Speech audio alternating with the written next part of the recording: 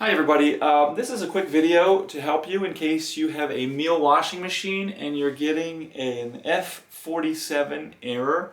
So what is this error and can we get rid of it? So unfortunately this error is a little bit hard to get rid of on your own. You're probably going to need a technician because this is an interface error with the electronics of the machine.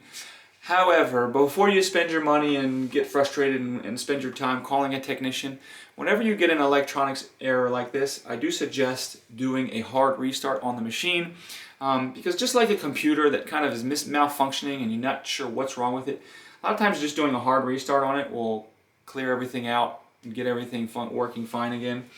So all you need to do a hard restart on the machine is just to turn it off and then unhook it from power completely. So either unplug it from the wall, or if it's hardwired, turn it off at the circuit and leave it off for a full minute. And once you've done that, you can turn it back on, plug it back in, turn it back on, and see if the error doesn't not go away. And if it doesn't go away, you're probably going to need a technician, but that may clear it out and keep it from coming back. So anyways, hope this video helped you. Thanks a lot for watching. Have a great day.